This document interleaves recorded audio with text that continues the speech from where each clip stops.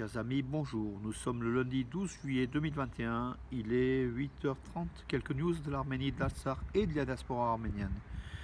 Tout d'abord, Bakou a demandé aux ambassadeurs en poste en Azerbaïdjan, donc aux 46 ambassadeurs ou représentants donc, diplomatiques, de visiter Chouchi donc pour montrer un petit peu, pour exhiber cette reconquête de Chouchi par l'Azerbaïdjan.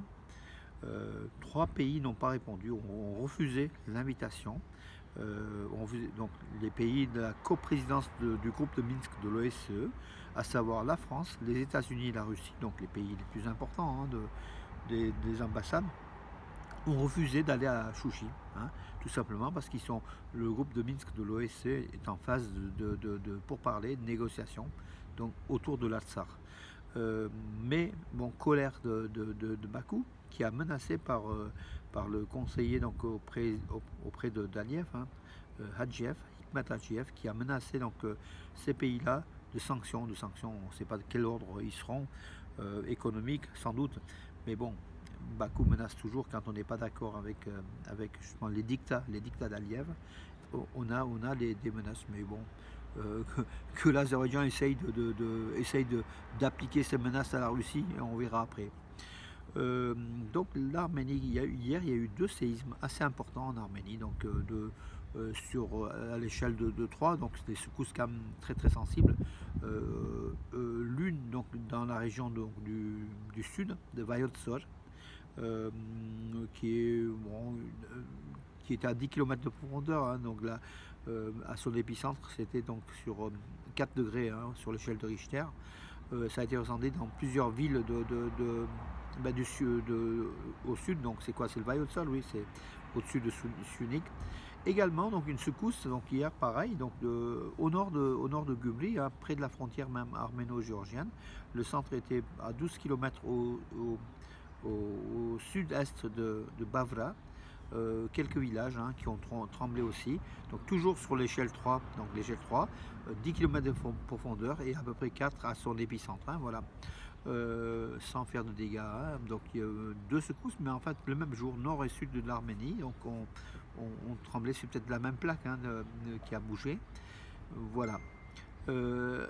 Alen Margarian, promu au rang de héros national de l'Artsakh, à titre posthume, héros de l'Artsakh.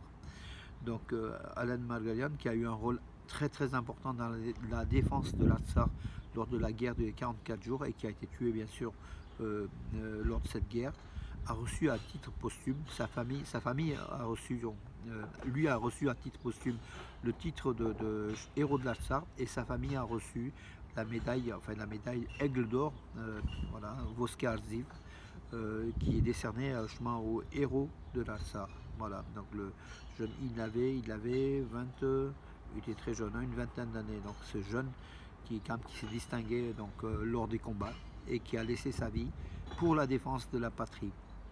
Oui, les soldats russes assurent toujours la sécurité, donc assurent la sécurité du couloir de Berzol, avec des Russes qui ont renforcé leur position en fait, qui ont mis plusieurs checkpoints et qui ont renforcé leur position pour faire face à des agressions éventuelles, voilà, donc de l'ennemi. Voilà. Oui, un spécialiste, un politologue arménien, Edgar Elbakian, qui affirme que certains villages donc, du nord de l'Arménie vont être cédés à l'Azerbaïdjan au terme des accords. On ne sait pas lesquels, on ne connaît pas. Et également donc, quelques villages donc, du sud qui ont, comme Vorodan, qui sont déjà passés à moitié, tout près à quelques centaines ou quelques dizaines de mètres de la frontière azérie. Le nord c'est pareil, il dit que la route entre l'Arménie et la Géorgie, sur une portion de 2 km, va être coupée, va devenir azérie, donc du coup on aura quand même un problème. L'Arménie va être réellement sous le blocus turco-azéri complètement si ces accords étaient appliqués. Bon, c'est du si, du mais, on n'a pas vu, donc c'est en cours de négociation peut-être ou peut-être pas. Donc du coup, on ne sait pas la teneur de cette information, mais en tout cas c'est un politologue qui l'affirme. Voilà. Levon Aronian a perdu hier, donc qui représente toujours l'Arménie, donc qui a perdu hier contre le champion du monde, le Norvégien Magnus Carlsen, en finale du San Fermin Masters, donc c'est du final de Blitz, hein, donc du coup jeu d'échecs rapide. Mais bravo, Levon Aronian est parvenu quand même en finale, qui est numéro 5 mondial, hein, Levon Aronian. Le joueur de football, donc l'international arménien, le défenseur de l'équipe d'Arménie, il était aussi capitaine, hein, de l'équipe d'Arménie, Varastat Haroyan, a rejoint l'équipe de Cadix en Espagne. Donc il va jouer à partir de la saison prochaine jusqu'en 2023, donc où son contrat, il est en contrat jusqu'en 2023. Il va jouer avec Cadix, donc voilà, l'équipe du championnat de première division en fait, de la Liga en Espagne. Souhaitons bonne chance à notre international arménien. Voilà mes amis, écoutez, j'ai fait le tour de l'actualité, je regarde si je vous ai rien oublié. Non, hier c'était dimanche, c'était tranquille, hein, voilà.